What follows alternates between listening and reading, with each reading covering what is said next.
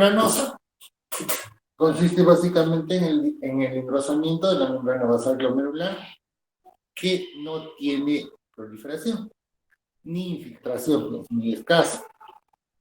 Básicamente ahí se producen depósitos de IgG y componentes del complemento debajo de los podocitos en la superficie subepitelial del capilar. Entonces, no hay proliferación, no hay infiltración. Entonces, ¿y esto qué produce? Un aumento de la proteinuria y un síndrome nefrótico bastante severo. Entonces, puede ser primario o puede ser secundario, ¿no? La primaria, bueno, está asociada a algo muy importante, en la anti-PLA2R, que es positivo en casi 80% de los casos.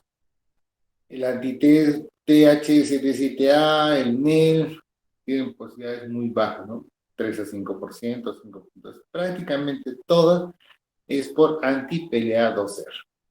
Y otras enfermedades. ¿Qué tenemos? ¿Quiénes? A la cabeza siempre las vasculitis, el lupus, ¿no? El lupus tiene muchos patrones morfológicos, especialmente el lupus de la clase 5.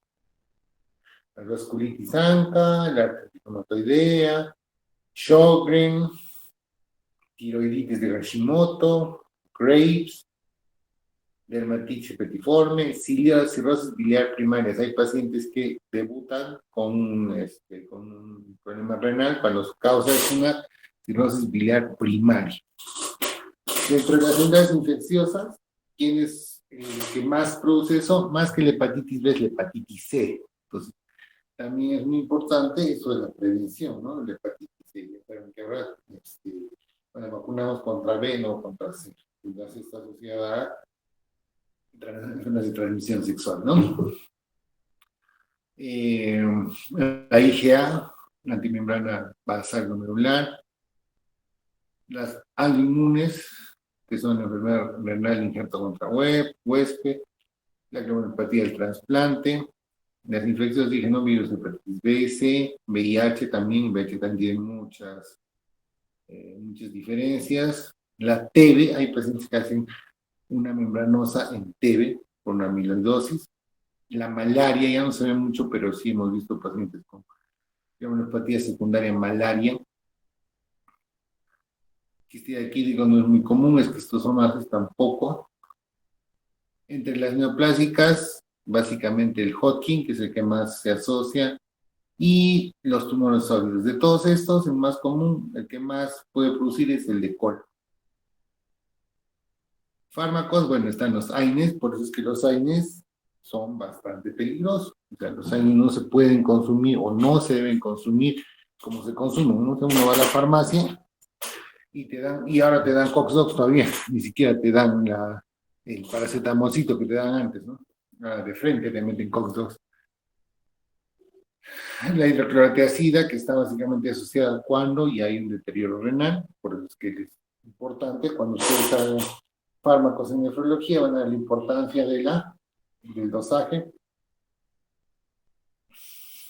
Como sarcoidosis, más raras, de enfermedad de sarcoidosis, las antiformes, el síndrome urémico hemolítico puede producir, el Guillain-Barré también te puede dar, o más que te puede dar, se puede presentar en el contexto de esta enfermedad, ¿no? Entonces, hay anticuerpos circulantes contra los antígenos glomerulares estructurales. ¿Dónde se localizan estos? En la región subepitelial de la membrana podocitaria. Entonces, estos producen ¿qué? Complejos inmunes que se desprenden y se depositan entre la membrana basal glomerular y los podocitos, ¿no? Y el crecimiento estaría mediado por una reacción con el antígeno expresado en los podocitos de adherencia, o sea, como que dice, se van contagiando. Y estos complejos inmunes producen daño glomerular y al final producen una alteración de la función. Entonces, si vemos acá, tenemos la susceptibilidad, el PLA2R1, factores como virus, tabaco, polución, infecciones, etcétera, que van a activar esto. Estos receptores al final van a producir sus antígenos y anticuerpos, van a empezar a producir primero daño glomerular, ¿no? A nivel podocitario, después van a producir daño tubular con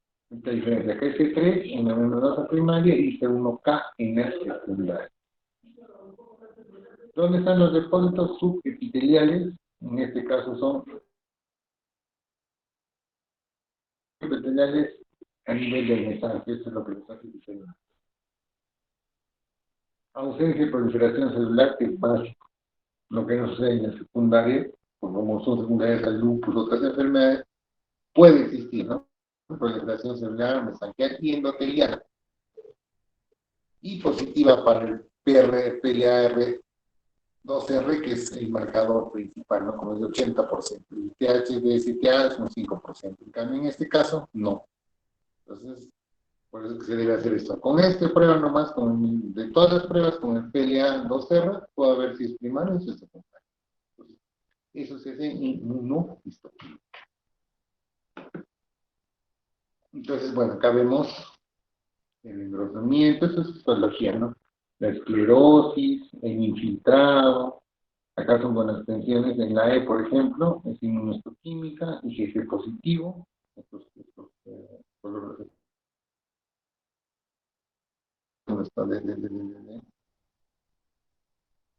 la IgG, que está global, ¿ven?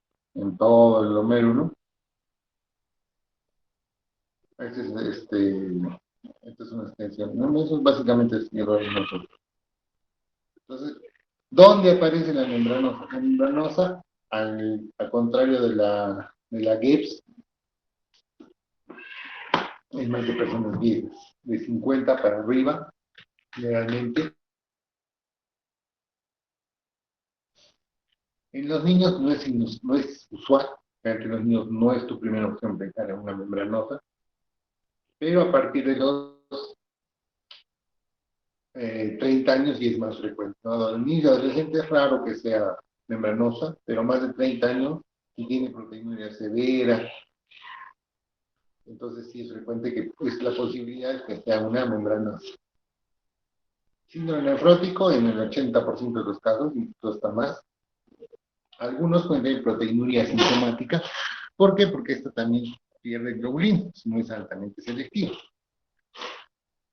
Hipertensión no es común, salvo que esté asociada a falla renal, ¿ya? Los carcinomas también, como son personas ya mayores, siempre en estos pacientes con membranosa tienen que hacer un descarte de neoplasia de marcadores tumorales y en algunos casos puedes pedir una taqueada a todo el paciente, ¿no? Con contraste.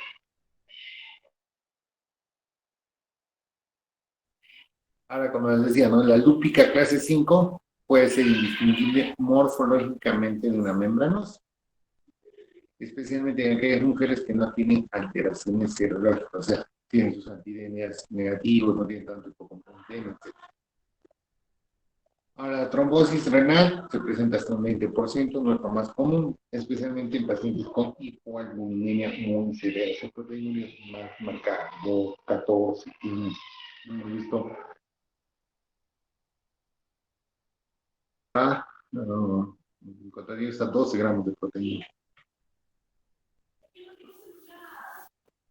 Bueno, en los niveles de C5B, C9 en orina indicaría una fase activa, no lo pedimos normalmente. El C3, que es un marcador muy importante, es normal, excepto en los secundarios. ¿Dónde ves más el 3 caído? En los lupus, en los vasculitos. La hematuria microscópica es frecuente, que hematuria célula macroscópica no. Y obviamente cuando es primaria no debe haber pues anti-DNA, ANCA, anticuerpos antimembrana basal, no. Por eso es que en una membranosa primaria solo hay proteínas, todo lo demás está normal. Y los demás marcadores, estos anti-DNA, ANCA, anticuerpos, son negativos.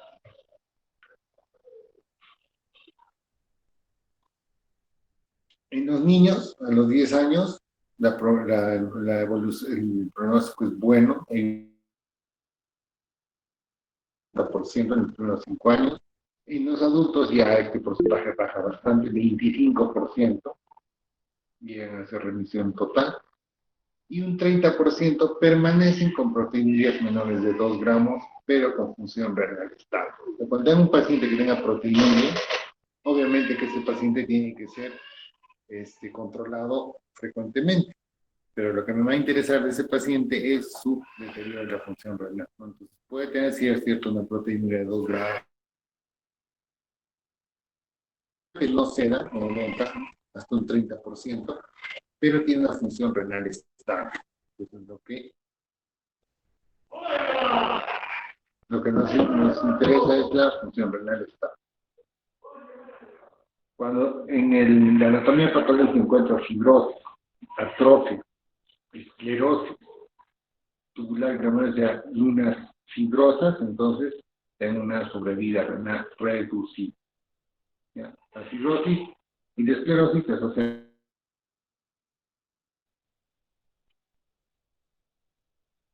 Los pacientes con una recidiva espontánea, que como depende si es niños 90%, si es otros 25%, o con tratamiento tienen buen pronóstico. Sin embargo, también pueden recibir hasta un 20% de pacientes que han sido curados y ya son recibidos. El tratamiento cuando hacen este caso es el mismo que el tratamiento como que dice los cura la primera vez. Cuando hacen tenemos que pensar en trombosis, nefritis aguda intersticial o superposición de glomerulonefritis creciente. Esa es la rápidamente progresiva. Entonces, los catalogan en riesgo leve, moderado, severo. Leve es cuando tienen proteinuриas menores de 3 gramos y nivel de una sérica mayor de 30. O tienen una tasa de filtración normal, menos de 3.5, o una disminución mayor del 50% después de 6 meses de la tasa de filtración. Cuando una disminución menor del 50%, o sea, debe haber, la proteína debe bajar más del 50% después de 6 meses con una terapia conservadora. O sea, en bajo riesgo no voy a usar ningún profesor. Moderado, tengo una tasa de filtración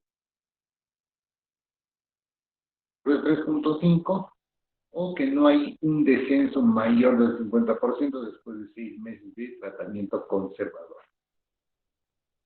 Alto riesgo, ya tengo una tasa baja, menor de 60, una proteinuria mayor de 8 gramos en 6 meses, o una tasa normal, una proteinuria alta, o que no haya una disminución de la proteinuria mayor del 50% en 6 meses. ¿Con qué?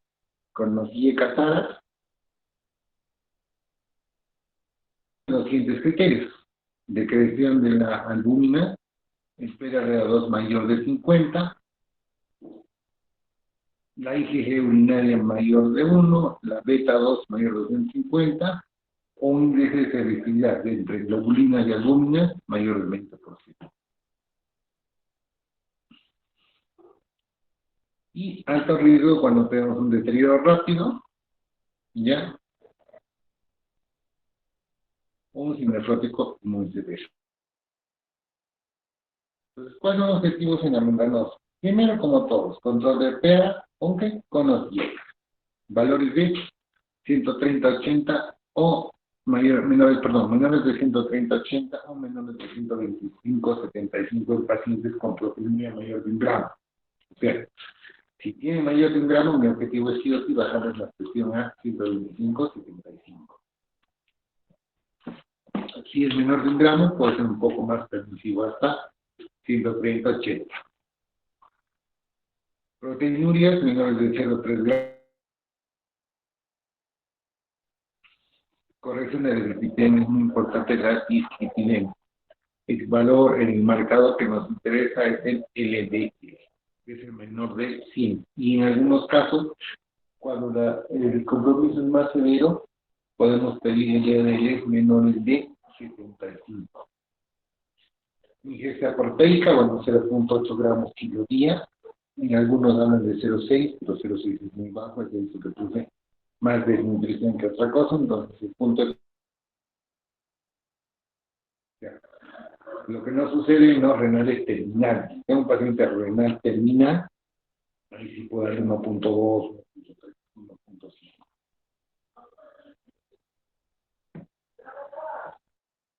Entonces, ¿cuál es el tratamiento?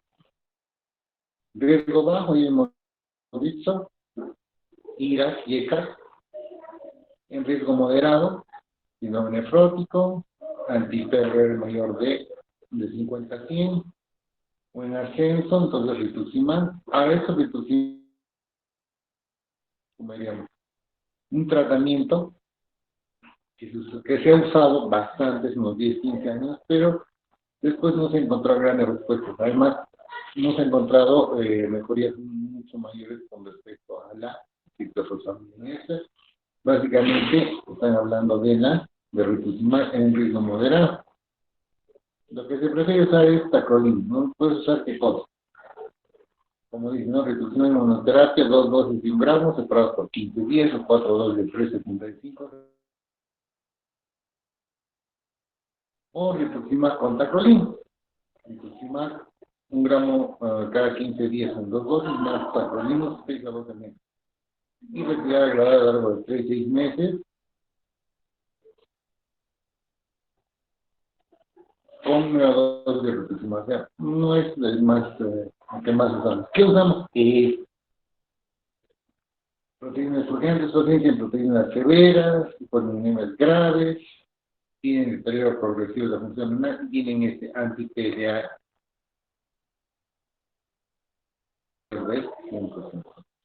¿Qué se usa? La ponticelli, ¿no?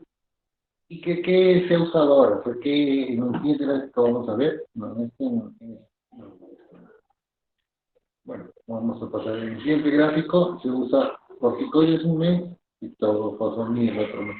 Y antes se usaba el pulso, ahora se ha demostrado que es mejor en terapia oral. Entonces acá tenemos que se usa prednisol, siempre se usa prednisol.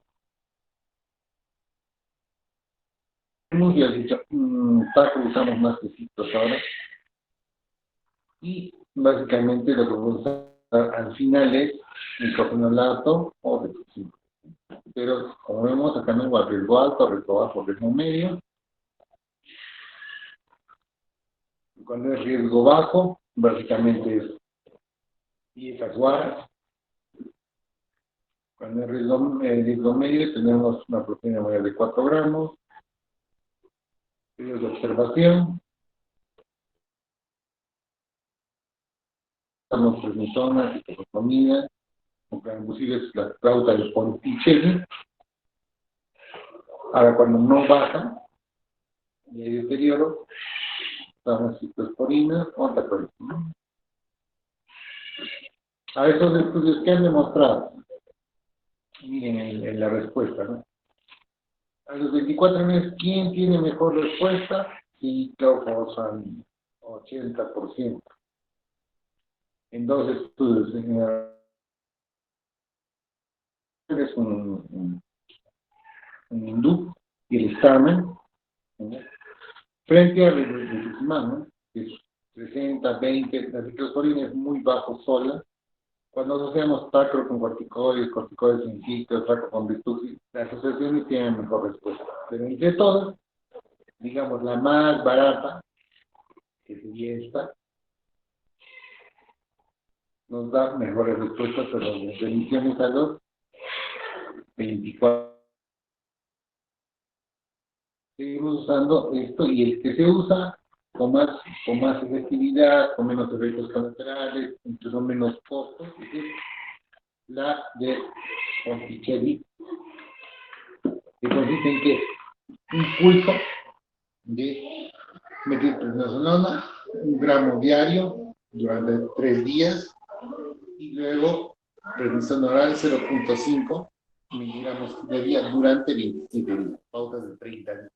El mes kilo día, el mes 3 se repite lo del 1, el mes 4 lo del 2, el mes 5 lo del 1 y el mes 6 lo del 2. Ese es el esquema de Ponticelli que usamos y que tiene muy buena respuesta. El paciente que tuvimos con una membranosa estaba con Ponticelli. Entonces, solamente para que entrara al hospital para sus cursos de metilprednisolona. Incluso los pulsos de metil se ha visto que podrían ser, voy a buscarles que nos dio nuestros residentes, donde es el efecto de los corticoides. O sea, si vemos esta dosis, digamos, estándar de 1 gramo, en ese estudio que nos mostró el residente, se podía bajar las dosis incluso hasta 250. Entre comillas, que todavía no está terminado de demostrar, todavía se siguen manteniendo estos esquemas. Hablaban que dosis de 250 eran equivalentes a dosis de 1 gramo, con menos efecto colateral. Pero ese ha sido, digamos, para el efecto corticoideo, glucocorticoideo. Todavía se siguen manteniendo estas dosis, ¿no? En algunos casos, si son pequeños, puede bajarse hasta 500 o 750, pero 500 es lo más bajo que da. Entonces, ahora, cuando es resistente, sí que causa uso, el rituximab, los anticalcinúricos, la ciclofosfamida, y tenemos confusiones estables, confusiones decrecientes. Entonces, puedo usar anticalcinúricos con rituximab, fosfamida más glucocorticoides, y en este caso, si empecé con los anticalcinúricos y tacrolimus, no hay una respuesta, paso a la ciclofosfamida. En el caso de los anticalcinúricos, rituximab, y paso a ciclofosfamida. Básicamente el tratamiento, como ustedes ven, es rituximab, ciclofosfamida o viceversa. Entonces ya cuando esta respuesta ya no es respuesta a básicamente que ciclogluco, ciclogluco, tengo que pasar a un centro de referencia. Básicamente es más en Europa que nosotros. Ya. ¿Preguntas, chicos, hasta acá? No, claro, doctor. Ya. Sigamos. Entonces nos toca la membrana proliferativa. Entonces, son glomerulopatías infrecuentes y de prevalencia decreciente. Básicamente, de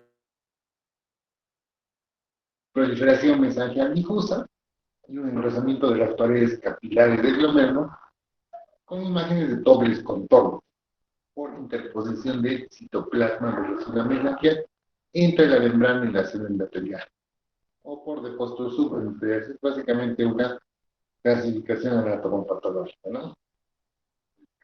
Se llama una glomerulopatía mesangiocapilar, lobular o crónica hipocomplementaria. Prevalencia de 1.7 millón por habitantes. En menores de 15 es un poco más alta, 2.6, siendo el tipo 1 el más frecuente.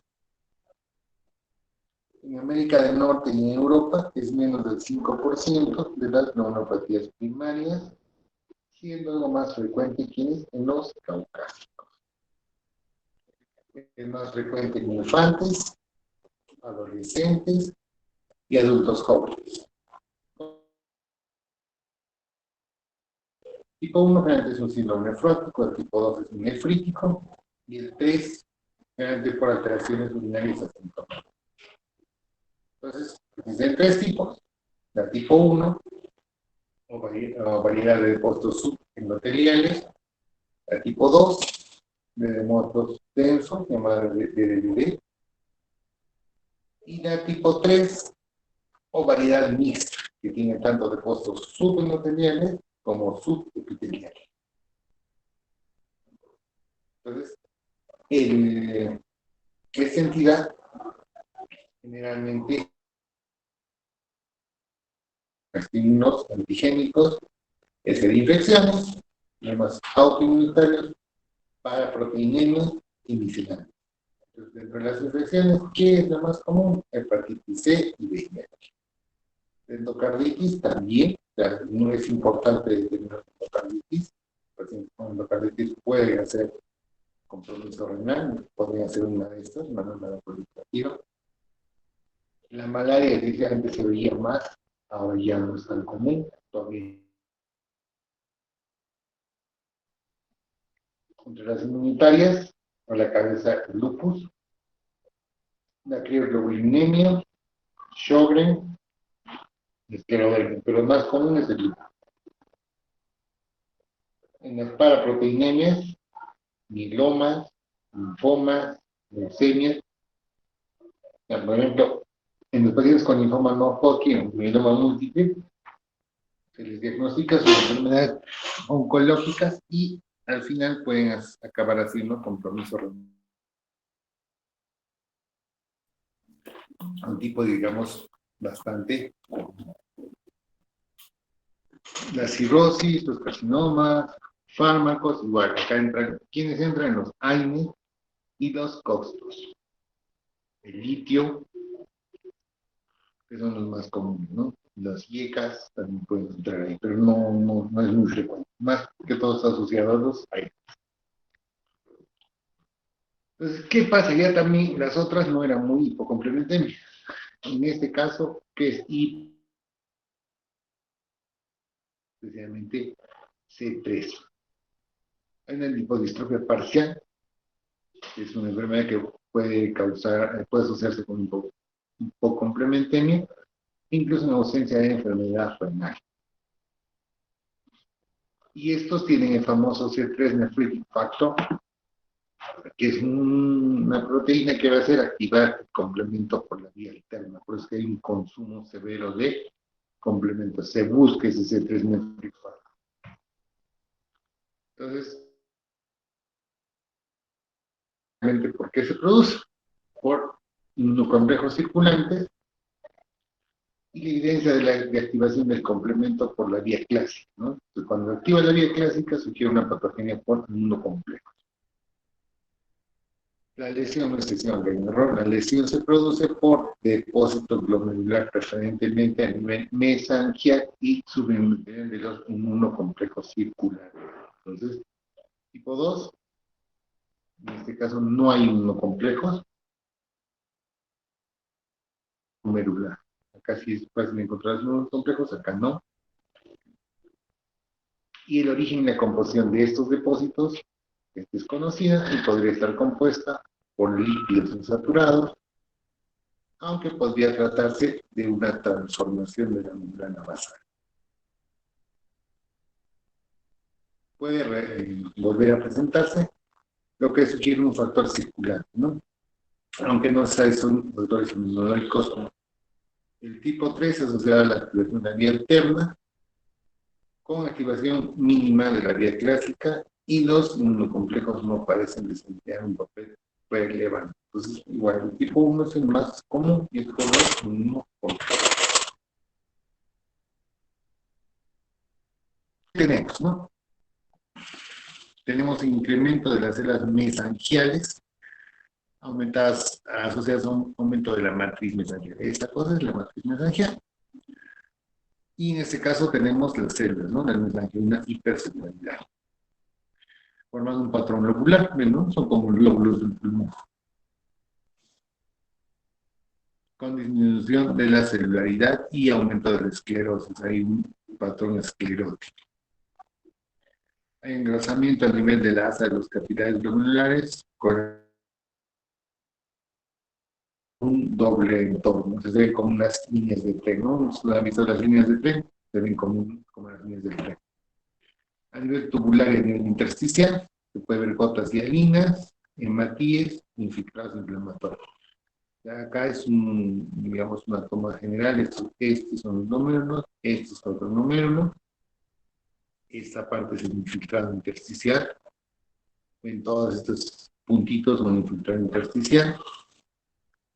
Acá vemos los vasos y los túbulos, ¿no? Entonces, se ve vasos y túbulos de generación tubular.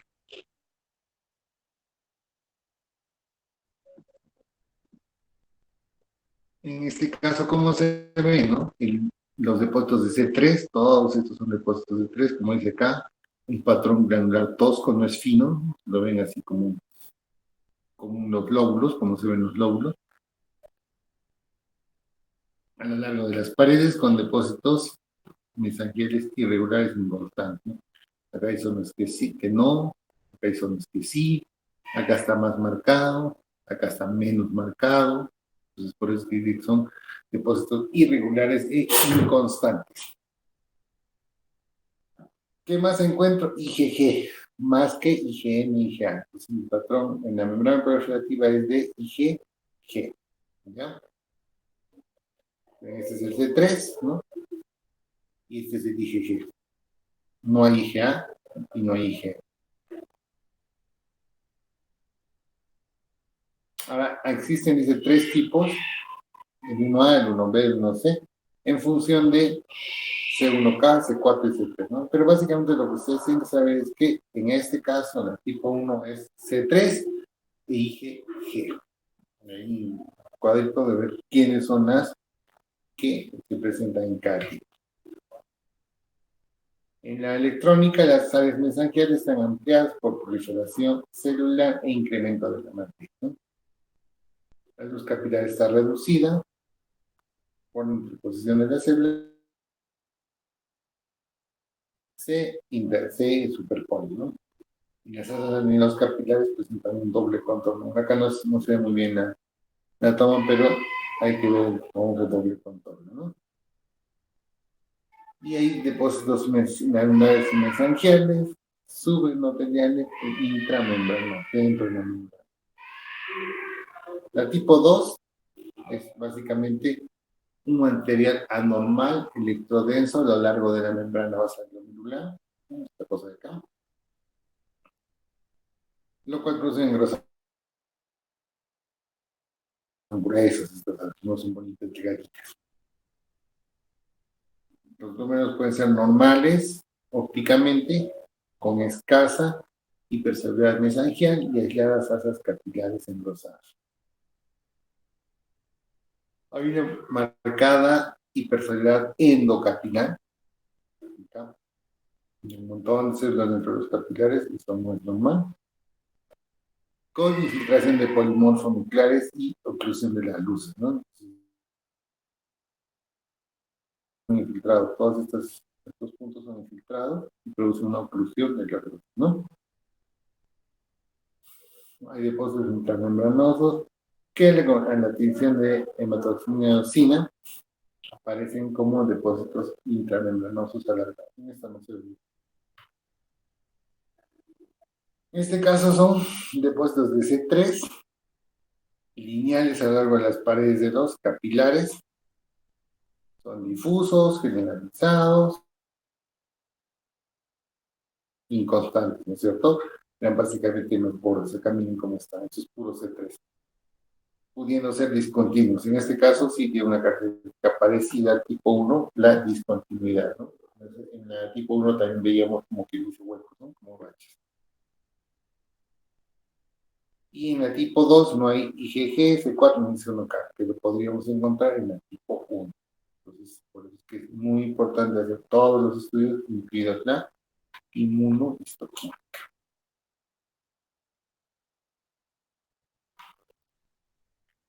En la tipo 3, depósitos de esos erosionofílicos, elongados, en la membrana vascular, en la lámina basal, y el nivel de la membrana basal tubular, ¿no? Se pueden sustituir, engrosar. Esto es una lámina densa, pero en los casos son menos extensos, discontinuos, y se observa en aisladas asas capilares. Hay incremento de las células y matriz a nivel del mesanquio. La tipo 3, bueno, es una mezcla. Entonces hay hipercelularidad mesangial, engrosamiento, duplicación de las asas capilares glomerulares, depósitos subendoteliales y características similares a la membranosa de las espículas. Hay depósitos también subendoteliales, subendoteliales, conectados a través de irregularidades de la membrana basal glomerular, siendo esta irregularidad laminación, fragmentación y extensa duplicación. Bueno, son patrones o patrones, ¿no? Importante, hay depósitos de C3 con patrón granular a lo largo de las paredes capilares y un mensaje con depósitos de IgG e IgM. Entonces, ¿qué tenemos? 1, 2, 3. En la tipo 1, proliferación mesangial con duplicación de las membranas. hay depósitos mesangiales y subendoteliales con C3 positivo, IgG y C1, por activación de la vía clásica. En el tipo 2 hay histología glomerular diversa y hemos visto, ¿no?, que hay un montón de depósitos mesangiales, intervenosos. Lo que sí tenemos C3 aislado, solo C3, no tiene IgG como vimos en el otro lado. Y acá tenemos depósitos densos, ¿no?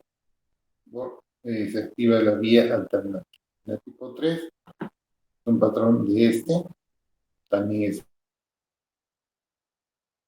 más, en el caso de mesangiales intramembranosos, mesangiales submembranosos, intramembranosos, hay C3 aislado con IgG negativo, ¿no? Entonces, la clasificación actual se reduce a eso, ¿no? Tipo 1, tipo 2, tipo 3. Que tiene que ver con activación del complemento. La única que tiene activación alternativa es la tipo 2 y que tiene C3 aislado. Cuando ustedes traten de hacer diagnóstico, si tienen C3 aislado, lo más probable que es una neuropatía tipo 2 o EDD o C3 que se llama. Entonces, las características son bastante variadas. En algunos casos hay microhematuria y proteinuria no nefrótica hasta un 35% de los pacientes. Hay síndromes nefróticos con afectación funcional renal mínima, que es un 35%. Una nefritis crónicamente progresiva, un 20%. Y un síndrome nefrítico que asemeja a la rápidamente progresiva, con proteinuria, cilinduria hasta un 10%. Como ven, es muy variada, la que nos da más, la que tiene peor pronóstico, obviamente, está el síndrome nefrítico rápidamente progresivo, hipertensión arterial, ¿no? Entonces, sabe que el nefrítico va con hipertensión, va con hematuria y con una proteinuria inicialmente no severa y posteriormente, a medida que progresa el daño renal, más severo. Entonces tenemos una hipertensión que puede ir hasta el 80%, que incluso puede ser tan severa que se confunde con una HTA maligna. Y eso también está asociado con edad, ¿no? El soldado joven puede pensar que es una HTA maligna.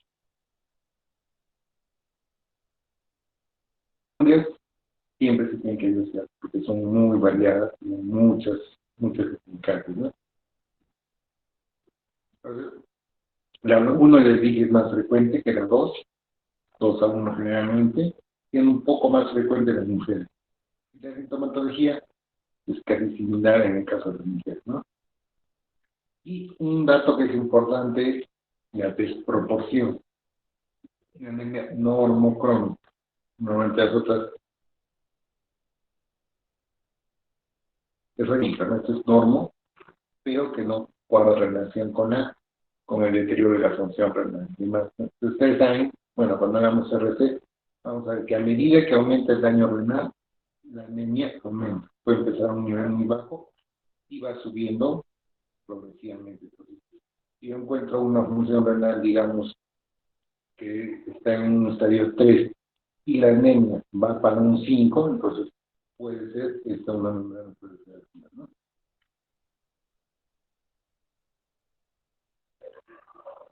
En los pediátricos se observa entre los 8 y los 16 años, ¿no? En un 25% de los casos, sobre todo en los niños, la enfermedad comienza con un síndrome nefrítico y precedido por una infección. Como si está una hidronefritis aguda, ¿no? Y luego tendrá una proteinuria más severa y un síndrome nefrótico. Entonces tengan cuidado cuando tengan niñitos, especialmente porque cuando tienen un proceso infeccioso, casi siempre la primera distinción es que es una cosa. Entonces, si esta cambia, empieza a tener proteínas más severas, un síndrome nefrótico más severo, puede empezar que es una membrana protectiva. En los adultos, cuando no es primaria, la secundaria, básicamente que se asocia frío, globulinemia y virus de hepatitis. ¿Qué te da? Debilidad, artralgia, presente que globulinemia, pero no artritis. La artritis es inflamación. Los pacientes no llegan a tener articulaciones eritematosas, calientes, aumentadas de volumen, no. Tienen dolores. Donde, bueno, en este caso se son las articulaciones grandes, ¿no? Caderas, rodillas, hombros. Pueden hacer púrpura no pruriginosa, o sea, púrpuras que no producen escozor. ¿Dónde? A nivel de las extremidades y las naves, que aparecen como cultivos. Aparecen como zonas concentradas que a lo largo de estos 4 días empiezan a desaparecer. Ustedes ya han hecho microbiología, entonces habrán visto los cultivos, ¿no es cierto? Entonces, los cultivos cuando siembras, empiezan a aparecer por zona, no aparecen todas las placas. Entonces, en este caso aparecen así, pues, así como cultivos. En zonas, pero no es simultáneo. Aparece en una zona, se pone intensa a lo largo de los días y empieza a decrecer. Una vez que empieza a decrecer una zona, aparece en otra zona, ¿no? Puede tener que son cero abdomen, nalgas, extremidades, pueden hacer fenómeno renal, ya saben, ¿no? Cuando se ponen azules. Digamos, una característica que no se presenta en otras neuropatías secundarias al menos es la necrosis digital. Los pacientes hacen necrosis digital porque están asociadas a sus vasculitis, ¿no? Las vasculitis generalmente son, como dice acá, ¿no?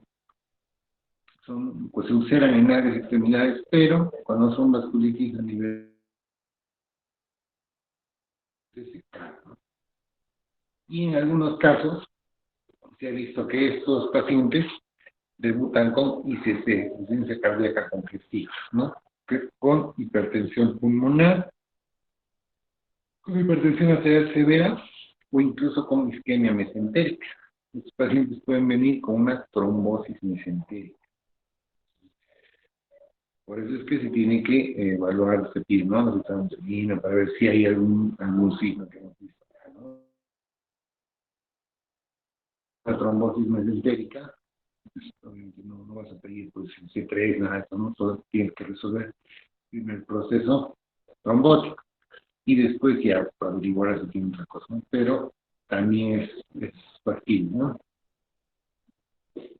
En la tipo 1 los niveles séricos de 3 están descendidos hasta un 70%, con disminución de C1, C4 o C2. Entonces el C3 es factible.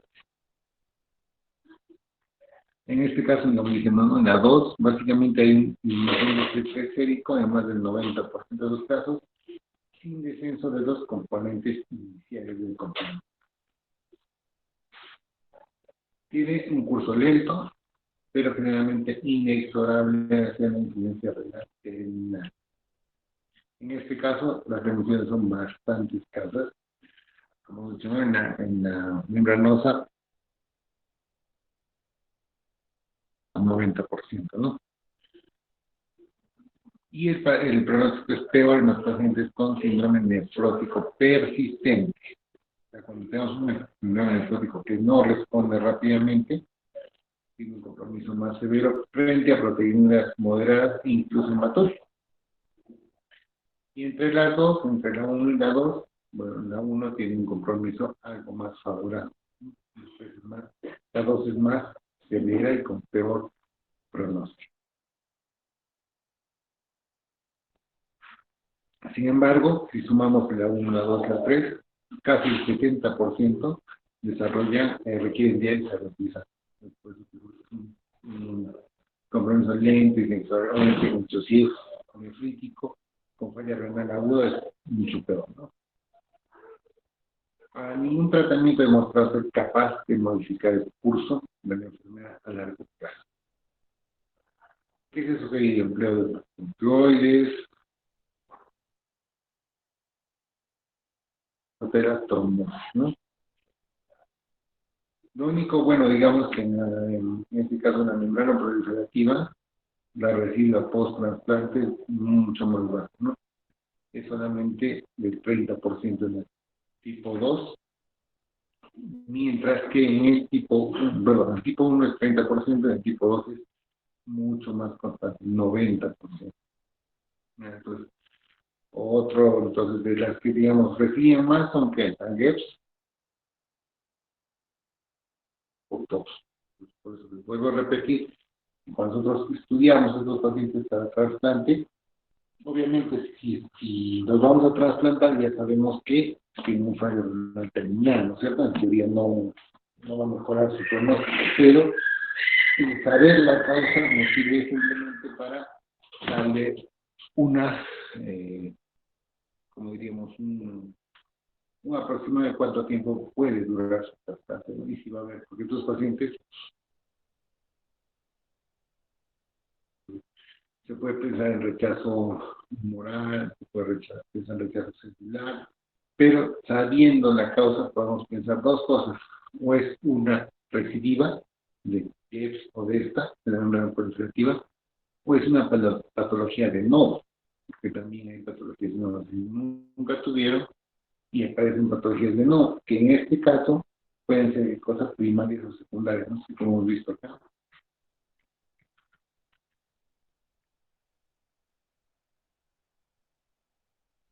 Entonces, tendría que buscar, ¿qué buscaría? ¿No? Es un poco difícil encontrar hepatitis, difícil porque se supone que le han hecho sus estudios, endocarditis todavía podrían ser, malaria si es que hubiera viajado a zonas endémicas, pero que lupus, Sjögren, linfomas, mielomas y carcinomas. ¿Ya? Entonces, eso hay que buscar en los pacientes para trasplante. Un paciente entre los criterios de trasplante es un paciente que sea libre de enfermedad.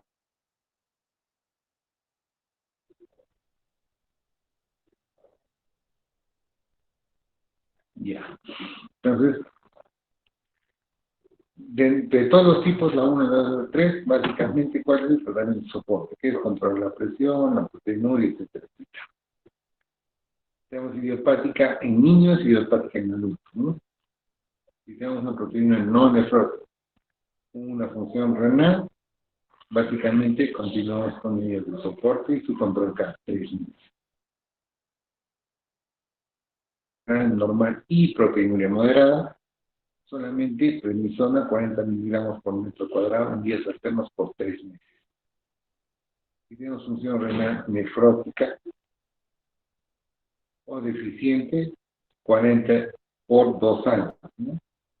Incluso que se estrecha a 20 miligramos en los días alternos por 3 años, un tiempo muy largo. En adultos, función renal normal, no hay síndrome nefrótico, control renal deficiente o un síndrome nefrótico, curso de 6 meses con o sin ciclostomía, ciclosporina, tratamientos medicamentos, depende de la severidad. Ahora, si tenemos rápidamente progresiva, hay que, bueno, se trata de una pausinúmica, que vamos a ver ahorita, ¿no? Y proteinuria aislada en nivel ya. Cuando está asociado a VIH y anemia,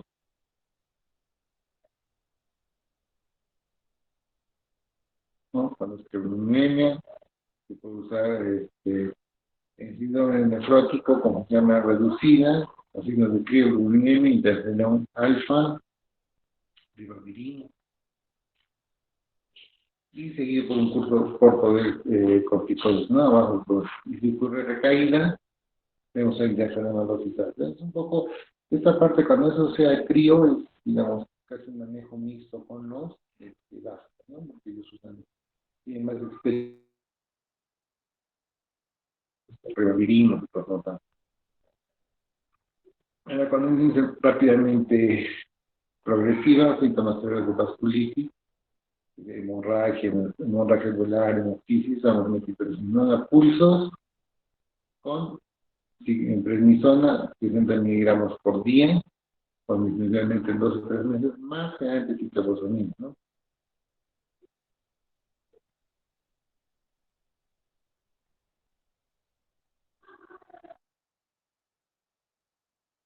pacientes, cuando se presenten pacientes que han recibido trasplante de hígado renal, se puede usar la piroxetina oral. Entonces ya manejo de los gastos, básicamente. Ya, listo, chicos. Entonces, mañana a las 5, ¿no? Igual vamos a hacer virtual y yo les voy a mandar el link, ¿ya? Está bien, doctor. Doctor, una pregunta respecto a la exposición, ¿ya no se va a realizar o cómo se...? No, la vamos a hacer el próximo, el viernes. Eso sí quiero que sea pues, presencial. Está bien, doctor. Mañana yo voy a seguir haciendo las clases. Vamos a acabar esto que no nos falta mucho, una rápidamente progresiva, y vamos a avanzar la luz. Ya, está bien, doctor. Doctor, respecto a lo que es la práctica, me dijo que íbamos a hacer la clase, pero como le dije, hoy día recién terminaba la...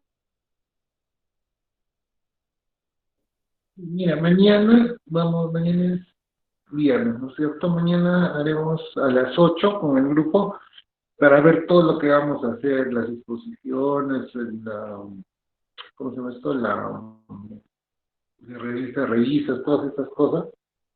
Y el día, vamos a ver un ratito.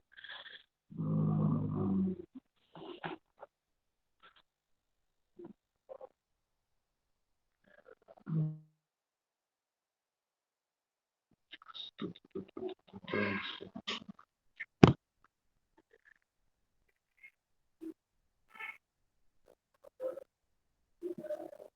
El día de hoy estamos.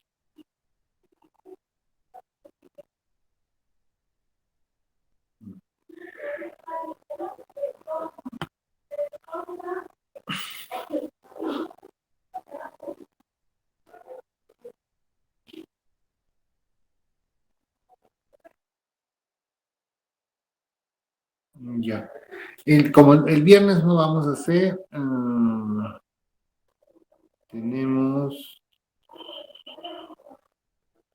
guardadía, noche. Ya, mañana nos vemos a las 8 y con el grupo vamos a hablar bien todo lo que vamos a hacer, ¿ya? Porque Ya, sí, con ustedes tengo justo la siguiente, esta semana que viene, normal vamos a estar full en Cusco, vamos a tener varios días que vamos a hacer, pero hay dos,